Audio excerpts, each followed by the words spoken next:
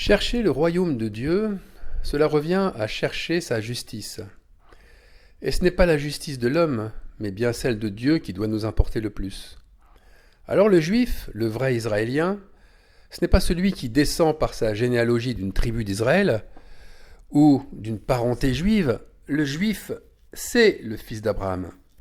Et le fils d'Abraham est reconnaissable par son âme. Il aime et il agit comme Abraham le faisait. L'évangile de Luc nous relate que Jésus-Christ a rencontré un fils d'Abraham, qu'il nomme lui-même ainsi dans l'évangile de Luc au chapitre 19 et au verset 9. Jésus lui dit « Le salut est entré aujourd'hui dans cette maison parce que celui-ci est aussi un fils d'Abraham. » Vous voyez, le contexte évoque un publicain, petit, riche, perché dans un arbre pour mieux voir Jésus passer. Et ce publicain qui collectait des impôts pour les Romains ne devait pas avoir une bonne réputation. Mais le Fils de Dieu regarde plus en profondeur, et Jésus lui dit que le jour même, il demeurera chez lui. Et cet homme, c'était Zachée. Pourquoi si peu de chrétiens ne voient-ils pas cette différence fondamentale entre un fils d'Abraham, qui est issu d'une généalogie, et un fils d'Abraham issu du cœur? Pourquoi la circoncision de chair est-elle toujours plus importante que la circoncision de cœur? La pensée diabolique pousse naturellement à se voir supérieur. Elle pousse à se voir possédant les atouts d'un fils élu avant même d'avoir montré son cœur. Abraham à Beersheba a fait une alliance avec Abimélec, le Philistin. Il l'a fait au puits du serment. Et Abraham a passé un contrat d'association avec Abimélec. Ce contrat stipulait que l'eau du puits est à Abraham comme à Abimélec.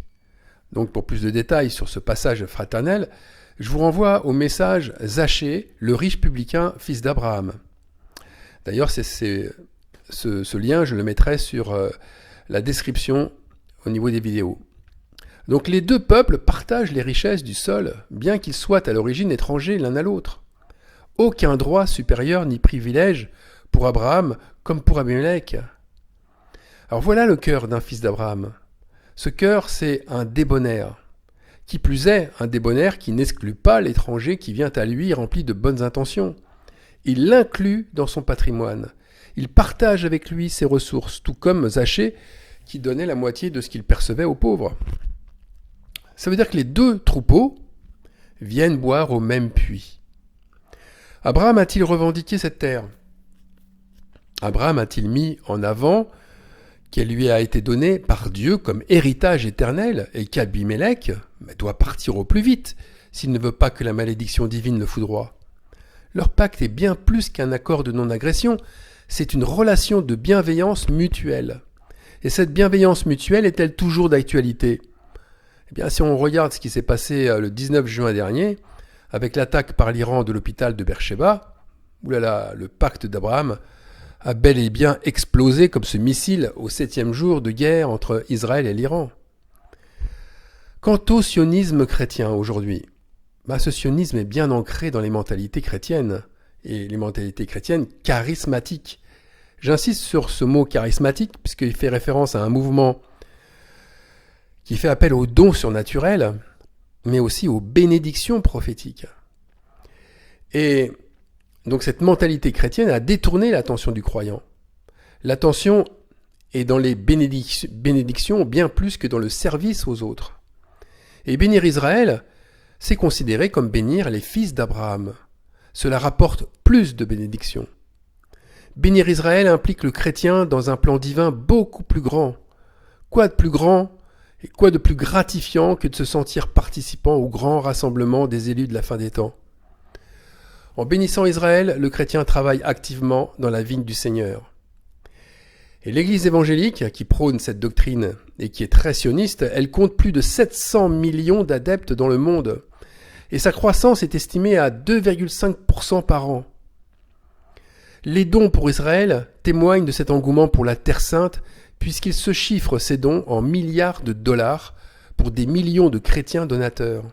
C'est plusieurs centaines de millions de dollars chaque année qui proviennent d'organisations chrétiennes sionistes pour l'aide humanitaire ou pour l'aide à l'immigration. Alors Israël, ou Jérusalem, qui est le côté spirituel, c'est une pierre d'achoppement pour les nations. C'est un rocher de scandale, puisque génocide, massacre, appauvrissement d'un peuple se justifient en brandissant le courroux de la volonté de Dieu. Les sionistes chrétiens se voient du bon côté, et ils voient ceux qui ne bénissent pas Israël, comme les autres, comme les nations, comme ceux qui tomberont à genoux devant Jésus, honteux de n'avoir pas béni ceux que lui-même a bénis. Je vais vous parler maintenant de la fable qui raconte le mythe de la Terre Sainte. Alors tous ces chrétiens sionistes sont dans une illusion, une totale illusion. Et l'apôtre Paul dirait qu'il croit à des fables, à des mythes. On parle de mythes parce qu'aujourd'hui c'est le mot que l'on emploie. Donc pourquoi en sont-ils arrivés là? Lisons deuxième épître de Timothée, chapitre 4, verset 4. Les hommes ne supporteront plus la saine doctrine, et ils se donneront une foule de docteurs selon leurs propres désirs, et ils détourneront leurs oreilles de la vérité pour croire à des fables, donc à des mythes.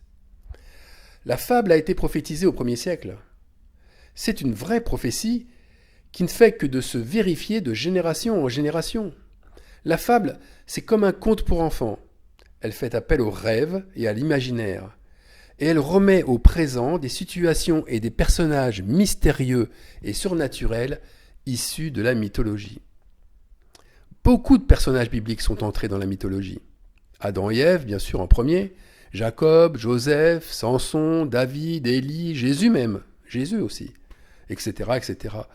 Des récits sont devenus des légendes. Ce sont des légendes parce qu'ils ont transformé les faits historiques. L'histoire et ses personnages ont été auréolés d'une forme de sainteté et ils ont été idéalisés par un charisme spécial, c'est-à-dire qu'ils sont dotés de caractères surhumains. Certains lieux aussi sont devenus très sacrés et très mythiques. Et leurs récits et leurs représentations suscitent beaucoup d'émotions et ils servent à rendre un culte supérieur. Alors la plupart du temps, c'est à un culte des morts que l'on assiste, parce que nombreux viennent se recueillir devant le soi-disant tombeau des patriarches à Hébron, où ils viennent se recueillir devant la tombe d'Abraham, qui est toujours ce tombeau des patriarches, devant Sarah, devant Isaac, devant Rebecca, Jacob et Léa, qui y seraient enterrés. Ou bien, bon nombre vient se recueillir sur la tombe de Rachel à Bethléem, ou sur celle de David à Jérusalem, ou encore sur les tombes du cimetière du Mont des Oliviers, parce que, selon Zacharie 14, verset 4, c'est là en premier que Jésus apparaîtra. C'est là que le mont se fondra en deux et que des résurrections apparaîtront. Le pays, la Palestine, n'existe pas dans les faits. C'est un pays vide, parce que c'est le pèlerinage en Terre Sainte que les voyageurs mettent en avant. Ils ne viennent pas rencontrer les Palestiniens, ils ne viennent pas voir les autochtones, mais ils viennent voir la terre promise aux Juifs. Une terre qui est devenue aride et désolée, et que des colons font maintenant refleurir. Parce qu'ils manifestent tout simplement la prophétie qui dit que c'est un pays où coule le lait et le miel. Alors pour beaucoup de chrétiens sionistes, ce voyage, c'est un projet lourd de sens. Mais lourd de sens pour qui? Eh bien pour eux-mêmes d'abord. Pour eux-mêmes parce qu'ils viennent confronter leur connaissance biblique avec cette terre sainte qui parle au travers de leur imaginaire. Ils viennent se regarder évoluer là, à Hébron, où autrefois évoluait le roi David. Ils viennent prier là, sur le rocher du jardin de Gethsémané, à Jérusalem, où Jésus avait sans doute prié avant d'être arrêté. En fait, ils viennent se projeter dans le passé pour s'émerveiller d'eux-mêmes. S'émouvoir comme si l'Esprit Saint était présent dans tous les lieux et dans tous les objets historiques qu'ils vont rencontrer. Les sites visités sont alors de la nourriture sacrée pour nourrir leur imaginaire. Ils s'attendent à revenir avec des reliques du passé, peut-être à revenir avec un morceau de la croix de Jésus, une pierre précieuse du pectoral du grand prêtre trouvée sur un marché en Israël. En tous les cas, ils s'attendent à vibrer par une émotion aussi forte qu'une nouvelle naissance, comme dans la grotte, comme aller dans la grotte mythique de la Nativité à Bethléem. Ou encore, ils s'attendent à ressentir les effets d'un second baptême en se baignant dans le Jourdain. Il s'exclame peut-être aussi, comme ce pionnier du romantisme français, Chateaubriand, qui a écrit « Je connais maintenant le secret des douleurs de Jérémie, j'ai vu les lieux où il a chanté ».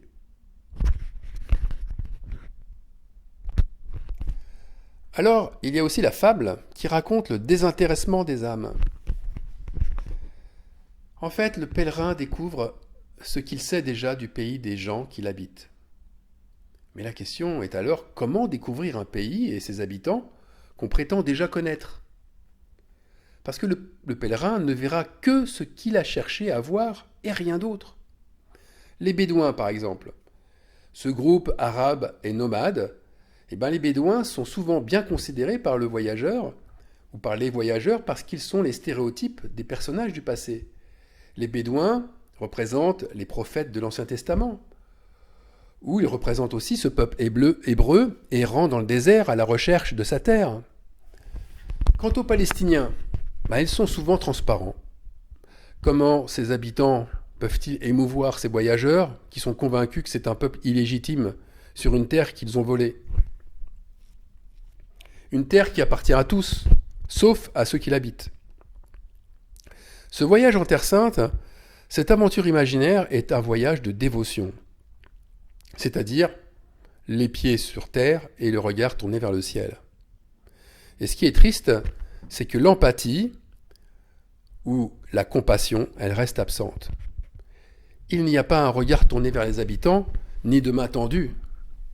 Ces très nombreux Arabes, en plus pour beaucoup des Arabes musulmans, ce sont quand même des âmes vivantes, ce sont les habitants du pays, ce sont des Cananéens comme les autres, et peut-être même plus que les autres, parce qu'ils sont là depuis plusieurs générations.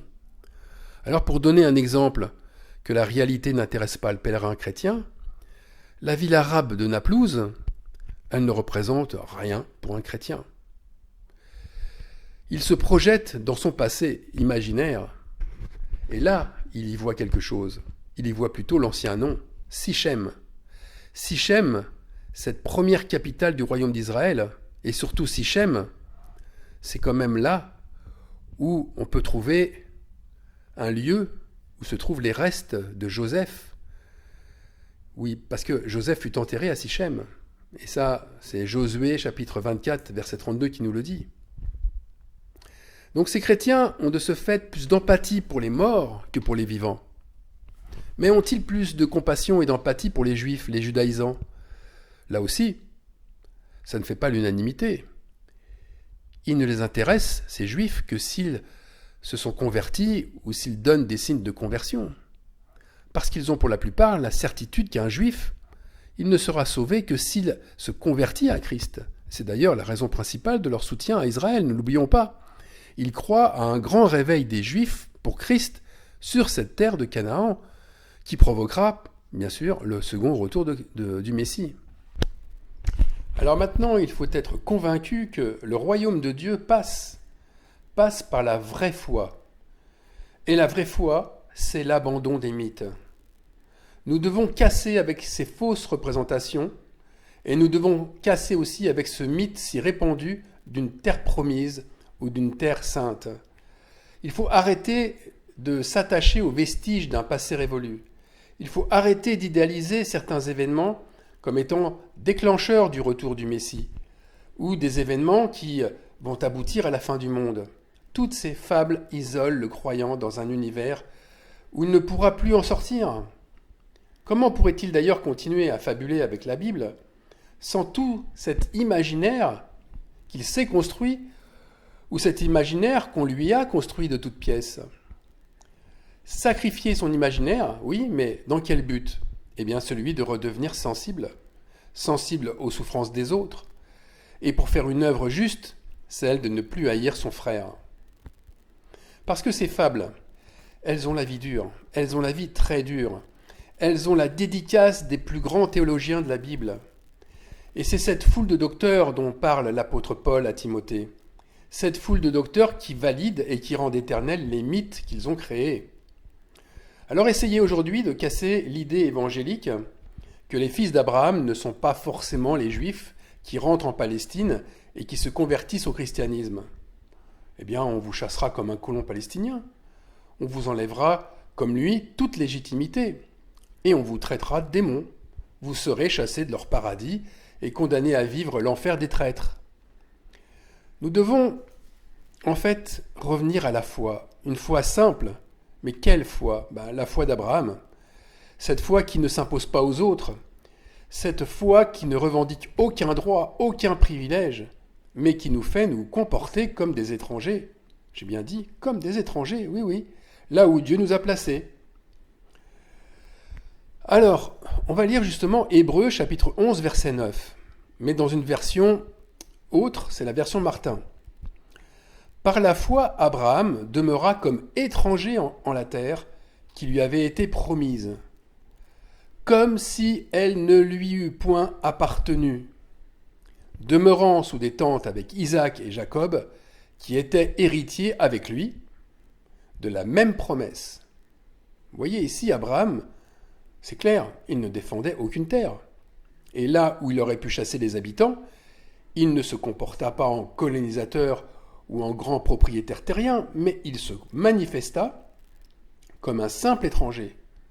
Et Abraham, Isaac, Jacob ont vécu sous des tentes, car ils étaient, en fait, toujours prêts à quitter les lieux, et à les quitter rapidement.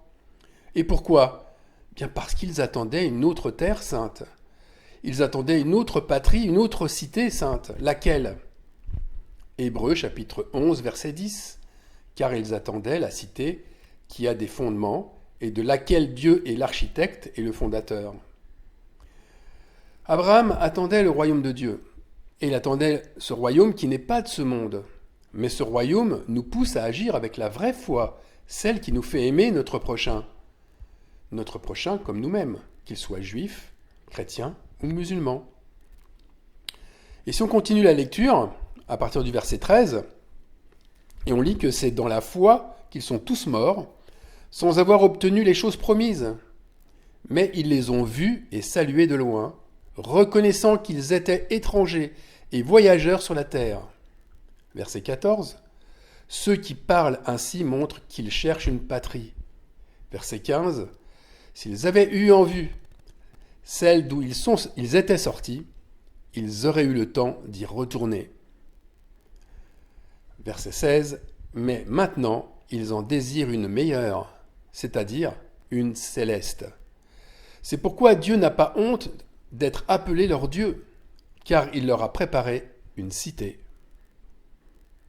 Je pense que ces 4 versets de Hébreux 11, nous les voyons autrement une fois la mythologie sioniste brisée. Et nous réalisons en toute vérité ce que voulaient dire ces voyageurs qui cherchaient une patrie. C'est ce qu'on a lu au verset 14. Ces voyageurs savent en tous les cas qu'ils n'ont jamais mis les pieds sur elle, bien qu'ils aspirent tous, comme nous-mêmes d'ailleurs, qui sommes en Christ, à s'y reposer. Amen.